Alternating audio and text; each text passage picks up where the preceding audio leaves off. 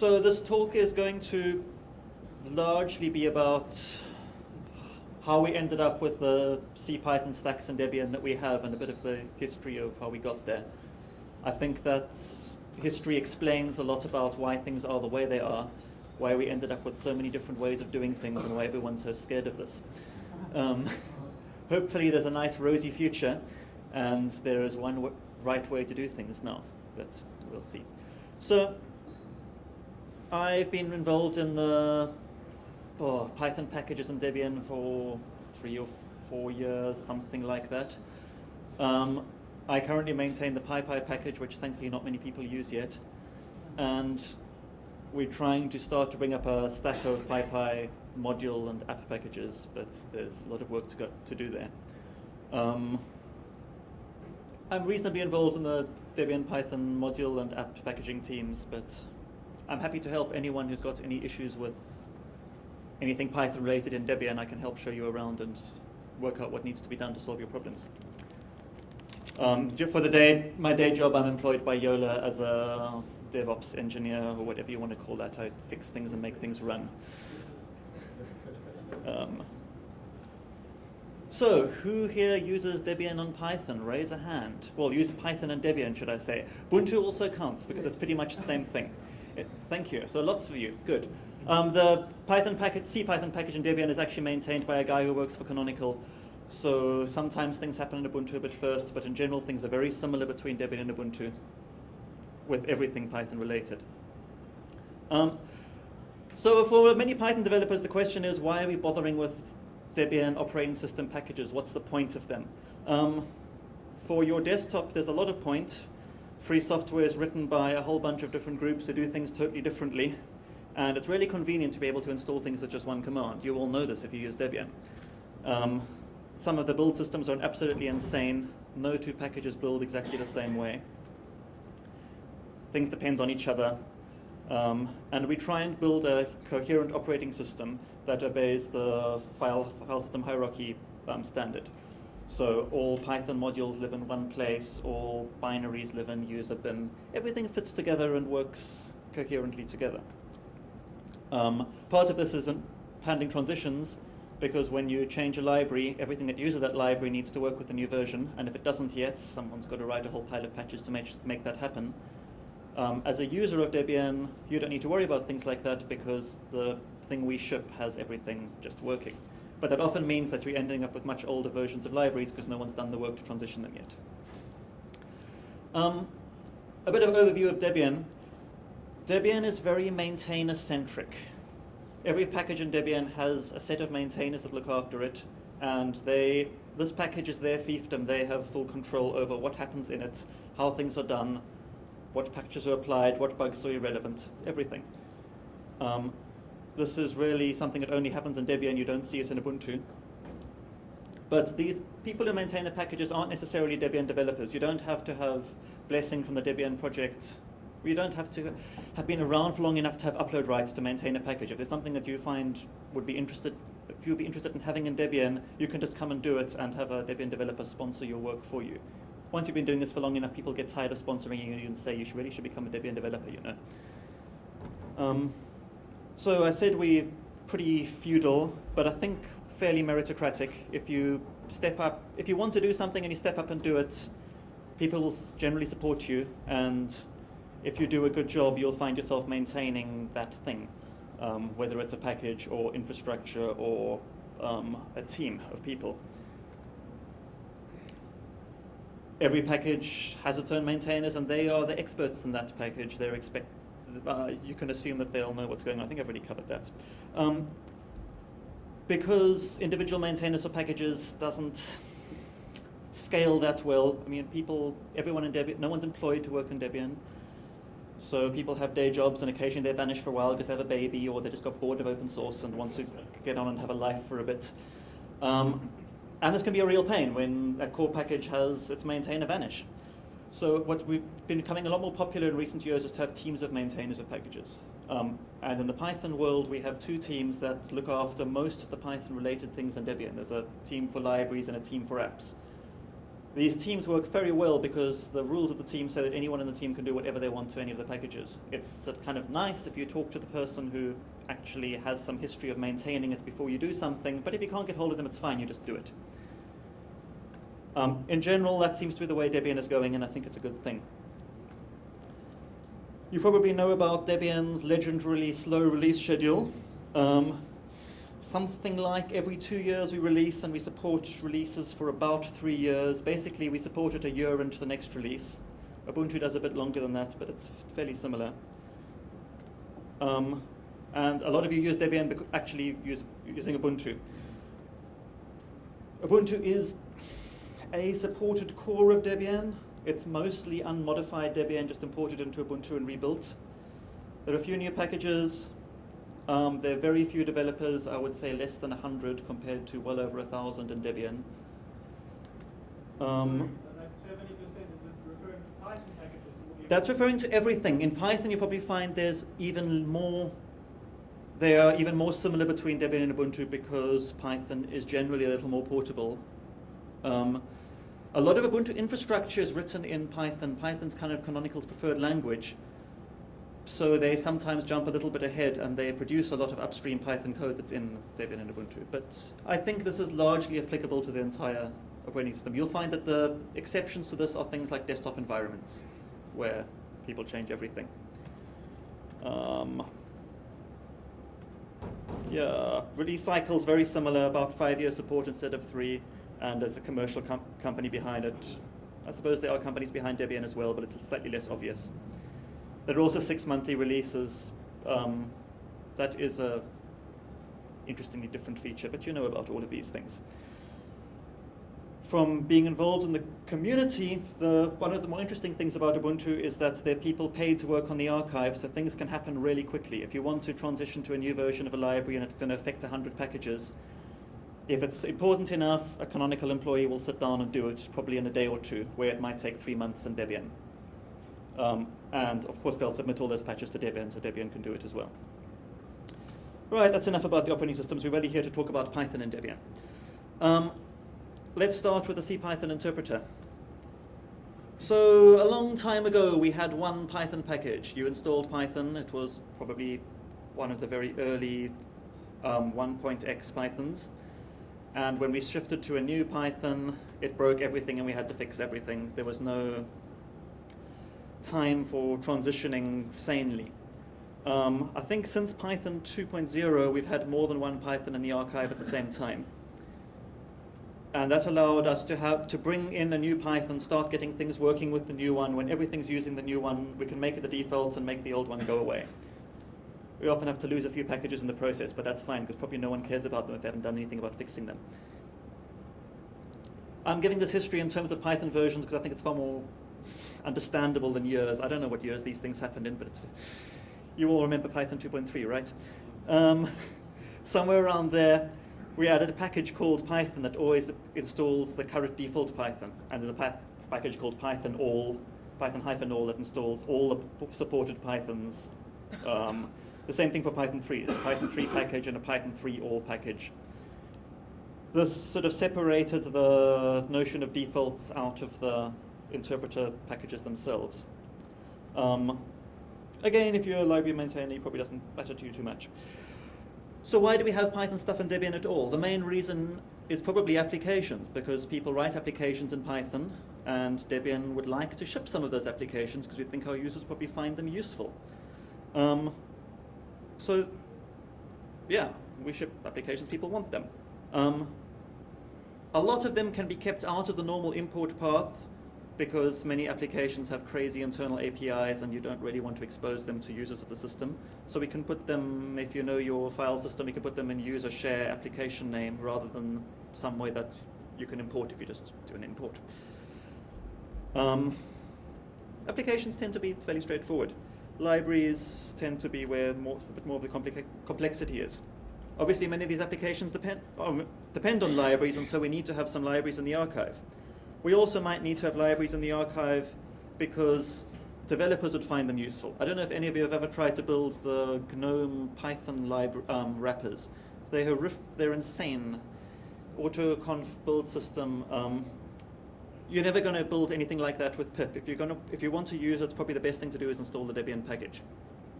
So some of these libraries are also convenient for developers.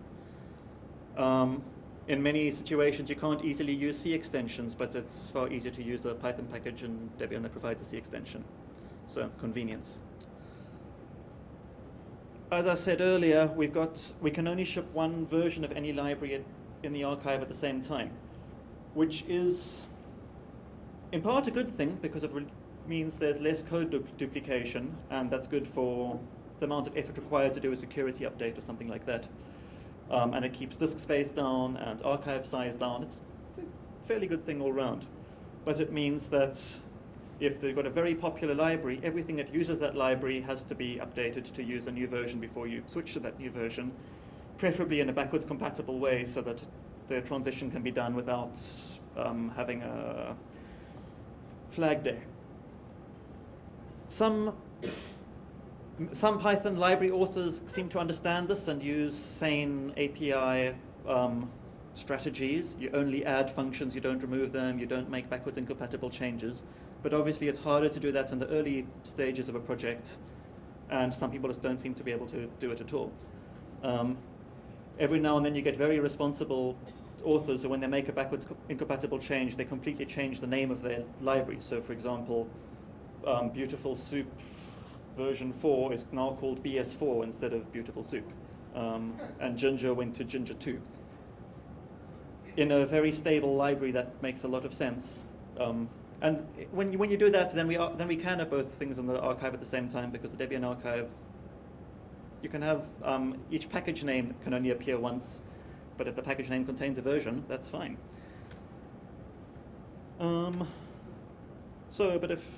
Let's go back to some history again.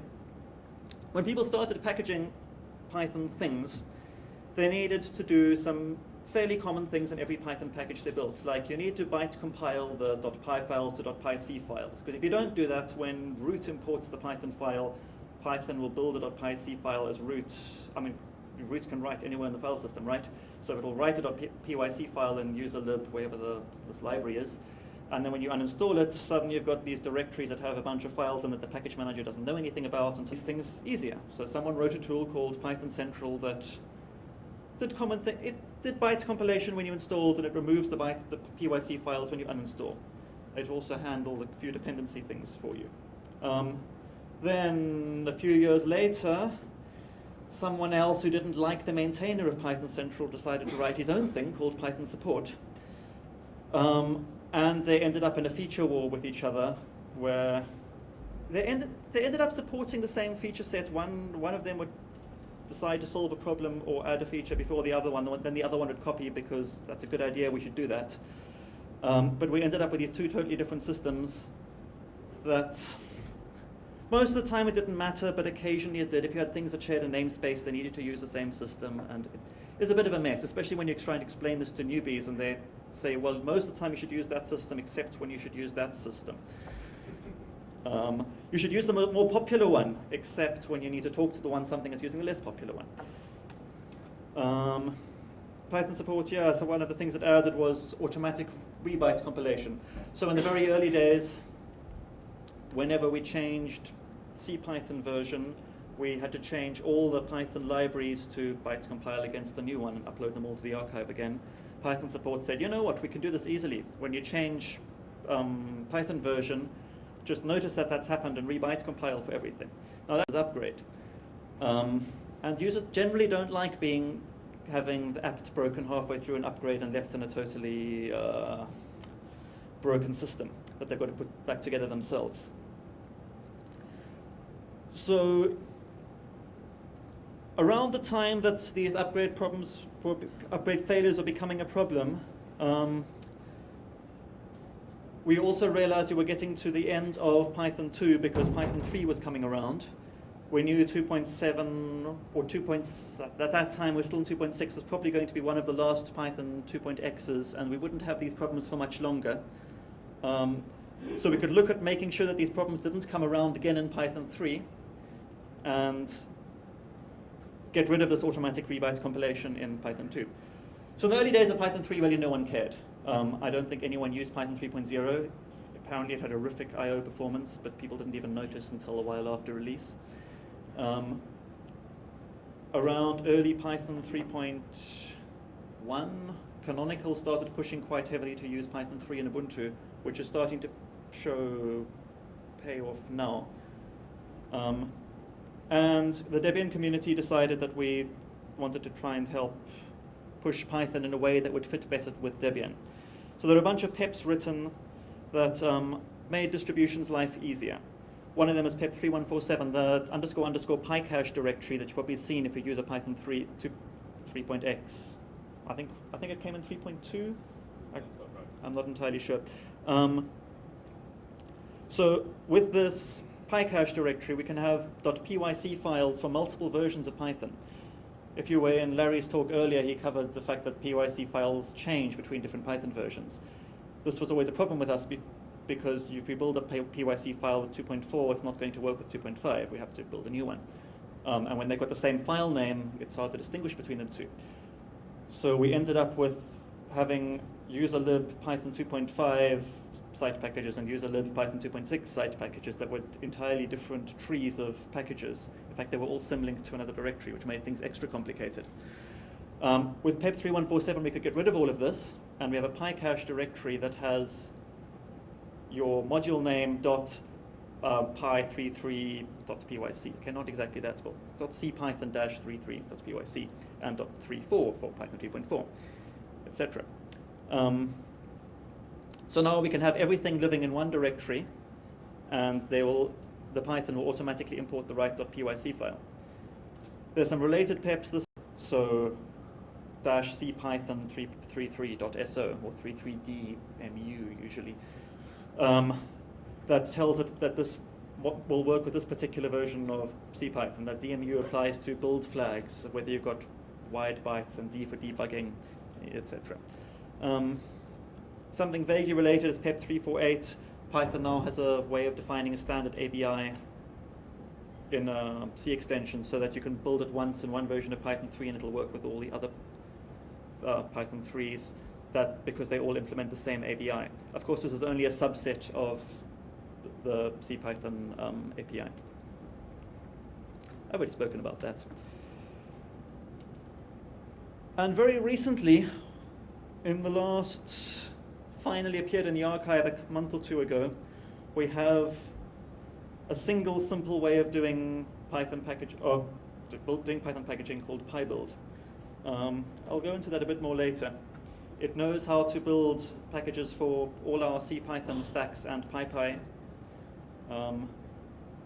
It makes your life very easy if you're a package maintainer, and there is only one option, hopefully.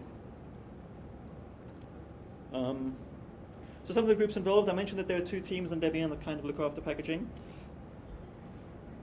These teams still use Subversion, so if you want to get involved, that might scare you a little bit. We're always talking about migrating to Git, but no one actually wants to do the work. Partly because they know they'll probably get their head bitten off if they try. But if you want something Python related to happen in Debian, come to this team. There are people who know what's going on, and they'll happily sponsor your work. If you want to help, that's the URL for the team joining page, but come and say hi to us in IRC. We always need people to fix bugs. And yeah, there's other people who don't have upload rights that could use some help in reviewing things. And while I'm talking about ways you can help us, something that doesn't happen enough in Debian is people building infrastructure for problems. We've got a lot of people working on maintaining packages and the archive, but not on building the infrastructure that helps us do this. And there's a lot of scope for people to build web interfaces and general systems in general to make people's lives easier.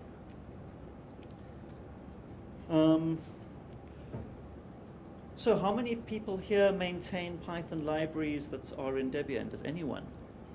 Woohoo, a couple of people.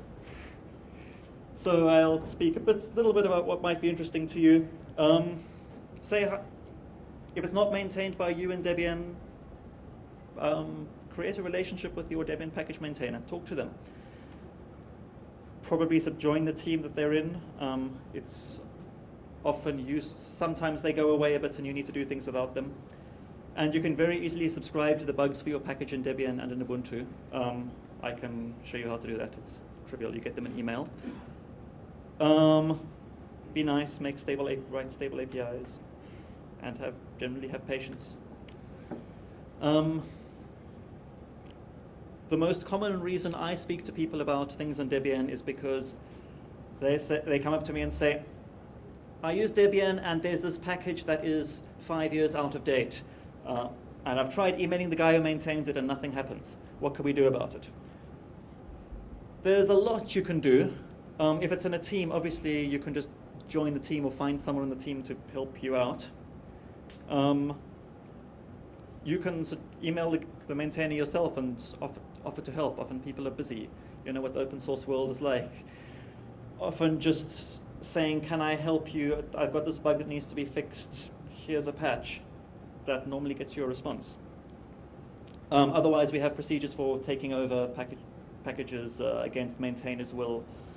Well, not against their will. If the normal thing is that they've vanished, they just go into a black hole. And we can request packages be removed. Sometimes, if it's not being maintained, it's better for everyone if we just get rid of it,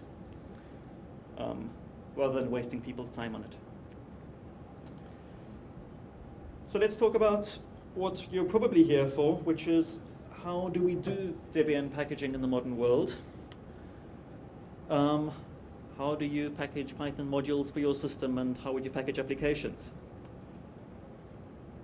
Debian packaging in general has a reputation of being incredibly arcane and complicated, but it's built on a few very simple principles, and if you understand the idea of what it's trying to do, I think things tend to make sense. So I'm going to explain a bit about the background.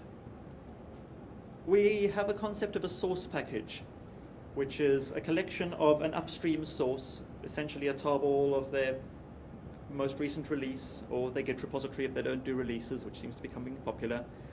Sometimes we need some patches on top of it because they did something really stupid, or they did something that we need to change to make it integrate a bit better with Debian. And sometimes those patches are just bug fixes because the last release was a year ago and there was a really major bug that they fixed since then.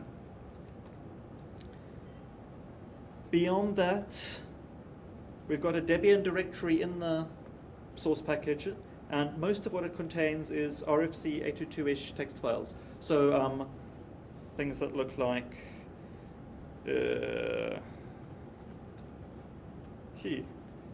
that way too big for you? So it's something like key, value, new line. Really simple. Something can wrap over multiple lines if it has to. Let's zoom that out a bit. Might be more legible. You can intuitively see how this works. You don't know what everything means, but you can edit it fairly straightforwardly. Oh, that crashed. Nice. Let's get back to where we were. There somewhere, I guess. That aren't RFC 822-ish, there's the rules file, which is a make file. Now, I know people don't know how to write make files anymore these days because they don't like writing C. But make files are actually quite a good way of describing how to build something. It's basically a shell script with a bit of dependency management thrown in. And we've got the changelog, which is an entirely special file that I'll discuss in a bit. We take this source package and we run it through our build system and produce a binary package. You can do this very easily on your own machine by typing dbuild if you've installed the right bits. Sometimes it spits out more than one binary package, sometimes just one. For example, if you've got a library that supports Python 2 and Python 3 and PyPy, you can spit out 3 binary packages, one for Python 2.x, one for Python 3, and one for PyPy. They're all packaged in the Debian system. They're all in different subtrees of /users, so they all need to be on their own packages. Historically, this used to be very complicated. You would have your Debian rules file would be 4 or 5 screenfills long, and it would look exactly the same as everyone else's except for the bits that you'd changed. And you know how this works. When you copy and paste large chunks of code from other people, then you miss out on bug fixes, and you copy the same bugs that they had. And it thinks it knows how to build everything. And when it does the wrong thing, you can override it and say, actually, no, instead of doing that, I need you to do this at this point. Version, how to run the tests once for each Python version, and how to stick those all in binary packages. That's basically all you're doing when you're building a package. So it's important. So let me show you some example packages. There's some source. You recognize this. There's a setup.py. That's probably the library there. Yeah, rather ugly looking thing, hey? So we've got a changelog, which is just like any other changelog you've ever written, except it's formatted in a particular format. We've got a tool that does this. You don't need to worry about it. But there's an entry for each version of the package. And the version of the package gets determined by the topmost entry. A compat file with one character in it, very useful. And the control file. The first block in this specifies the source package. This thing itself is a source package. This is some information about it, who maintains it, what it's going to need to build it, where you can find it on the internet. There's one for PyPy, and there's one for Python 3.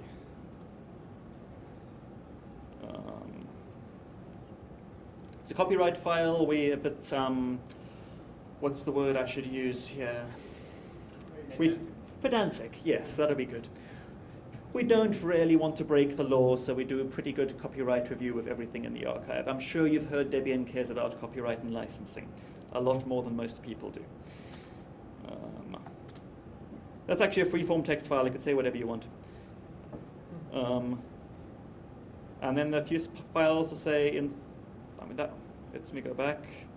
That one said, in the Python 3 package, you should in the PyPy package, you should install all the stuff that's in user-lib-pypy. Those are details.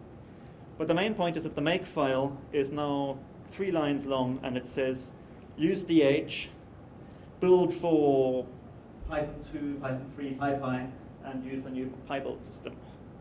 And doing that is enough that it should just work. Let me try and build it. DH just does all the things. And at some point here it'll be done, it'll spit out some there we go, it's spat out some debs.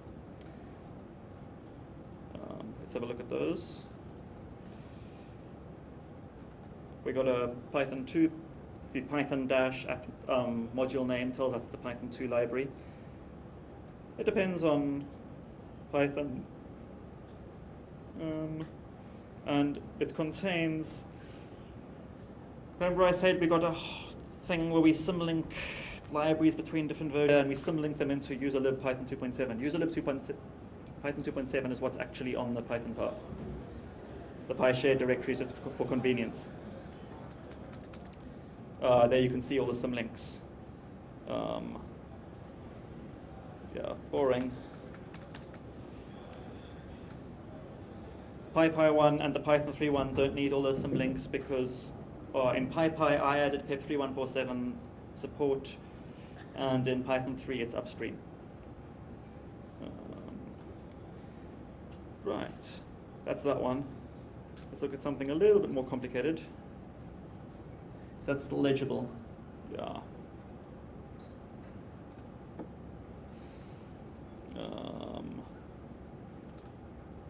No, it's not used. Syntax highlighting is wrong for this background. Very similar. This one's got a lot more. Where are we? And in the rules file, we've overridden how it does tests and said, actually, when you want to test, please use PyTest with these arguments and run it once for each interpreter. So once for Python 2.7, once for Python 3.2, whatever the current supported Python interpreters are. And we're building some debug packages because when we build C libraries, it's often useful to add debugging symbols and versions for the. We've got two builds of each CPython interpreter in the archive. We've got a normal build and we've got a build with a debug flag enabled, so it does extra debugging of memory allocation, I think. But it's got a different C ABI, so we need to rebuild the modules for it, and there's also got these debug packages. That's about all I had to demo. I would love questions. I'm afraid this is probably all quite deep, but... We have a few. Any questions? The rules file I found normally looks quite simple when you're done with it, but getting there is quite tricky. Do I want to say just look at what other people do and copy them? That's a bit that takes time. Yeah, often in Debian, our documentation lags behind the code. For PyBuild, we've got a man page that's often the documentation's in man pages. This tells you how to use PyBuild, but it doesn't tell you anything about how you hook it up with DH. If you've got a particular problem, come and ask on IRC. Someone will help. There's a #Debian mentors channel on irc.debian.org and #Ubuntu packaging on irc.freenode.org. Both of which you might have to wait a few hours to get a reply, but sometimes you get a reply straight away. Yeah, MJ. If I was a real Python developer, would I be packaging my whole Python experiments? No, you probably wouldn't. If you're a real Python developer, you probably wouldn't care about distributions at all, because you live in the world of working on the current head of Python or whatever. I want to run my Ubuntu system. Yeah, so I tend to package libraries if I want to install them system-wide on my system, but sometimes they're quite hairy to package. Often the reason that I'm having to package it in the first place is because it's a library no one's heard of and the maintainer didn't do a particularly good job of it. So sometimes yes, but if you're doing it for yourself, you might as well share it with other people as well. Get it into the archive. Yeah. How does the Debian packages interplay with things like pip install or pip? So we have pip in the archive, which means that we do expect that you'll probably use it. I wouldn't recommend anyone use sudo pip install because it's going to put stuff in user local that you'll never be able to clean up again. I would suggest you use virtual envs and use pip inside them. So something I didn't mention at all is user lib. If you've used a CPython on Debian, you probably noticed that we don't have a site packages directory, which you would expect us to have. Instead, we've got this thing called dist packages. And the reason we did that is so that if you want to build your own CPython from source, you can build your own CPython 2.7 and use a local, and it will use different modules to the ones that would be used with your own problem in user local, and you do whatever you want. If you use easy install or pip with Debian's Python, it'll go and use a local dist packages. And yeah, again, it's your system. You can do what you want, but I wouldn't recommend you do that. I'd say use a virtual env. We try to have reasonably current virtual env in Debian. Just the same.